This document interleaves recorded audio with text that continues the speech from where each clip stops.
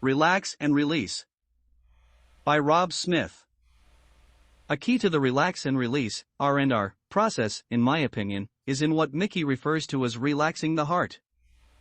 Most of the disturbances that cause us to want to R&R have their origin in the heart, more accurately, in our inability to handle our heart. When we first experienced something painful, we didn't want to feel it, so we pushed it down, repressed it.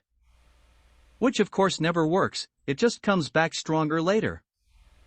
So, you first must notice the disturbance as it starts to come up. See the other file on the Noticing Game for more details on this. If your higher self/spirit/soul, doesn't notice it, it will grow and take over your consciousness, and then you will cause even more of a mess by trying to get people and situations the way you want so they will fit your mess, and so that you won't have to feel that way anymore. Sad, but true, that's how most people operate. It can work for short periods of time, but it always reverts back to the same old as you haven't dealt with the underlying conditioning that is causing these disturbances. We've all had the experience of at some point saying to ourselves, "Wow, I am acting like a complete idiot." Well, it's not the complete idiot part of ourselves, the lower self/ego, that's doing the noticing. It would be happy to remain in this state as long as possible. What's happened is that our higher self, soul, spirit, etc., has made an appearance in our psyche, and we are now looking at that idiocy from a higher perspective, from where we can actually do something about it, such as relaxing and then feeling the sensation of the disturbance in our body.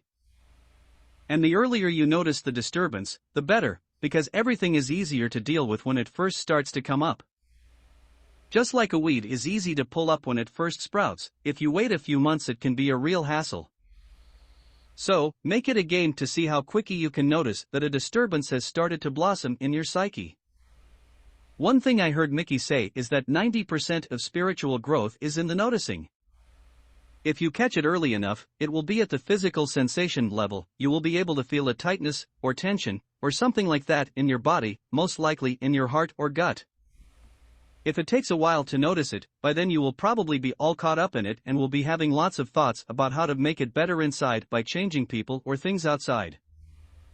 Now that you've noticed it, at whatever stage, it's just that it's easier if early on, the first step is to relax. This involves intentionally relaxing several of your major muscle groups, such as your neck, your shoulders, your stomach area, etc. When you put your attention on relaxing, you disconnect from the disturbance you noticed at the beginning of this process. In other words, your attention, which is your consciousness, is no longer involved with the disturbance. You are no longer feeding it with your energy, chi, prana, shakti, whatever you want to call it. After a minute or two of relaxing the muscles, you may find that the disturbance is gone, either partially or completely. If it's gone completely, great. If not, put your attention on the disturbance itself and feel it fully. By disturbance I mean a sensation somewhere in your body, usually in your heart or gut area. By feel it fully, I mean that you pay close attention to it, as if you were going to have to describe it to someone. Your attention is really the same as your awareness, or pure consciousness, which is your spirit and which is the ultimate healing power. Even though it may be uncomfortable, keep your attention on what the sensation in your heart or gut feels like. This does two things: 1. It further relaxes the heart or gut, and 2. You have started the process of releasing it because you have moved away from it as you are now witnessing, or noticing, the disturbance from what the Buddhists call your seat of the self. Christians would call this your soul or spirit. This witnessing actually removes the energy from the disturbance, because your energy is now centered in yourself, soul, spirit, and the disturbance will fall away by itself as you are no longer holding it inside you, either consciously or subconsciously. This is what Mickey calls the leaning away part. When you lean away from something, such as your lower self/ego, you are automatically leaning into something else, your higher self, your spirit, the witnessed. As Mickey says, the solution to everything is in the witness. In other words, your higher self/soul/spirit, hasn't gotten overshadowed, or lost, because of the feeling in the heart. You haven't gotten all caught up in this and then made a big deal of it out in the world. By doing this R&R process you are developing the ability to watch your emotions from a calm place, just as you are now able to watch most things in your field of vision without getting caught up in them, in a negative sense. You are now working at the root, and this is the most effective spiritual technique there is. Every time you do this, a samskara, a Sanskrit word for some old conditioning/scar that you have stored up in your psyche because you originally didn't want to deal with it, is released, fully or partially.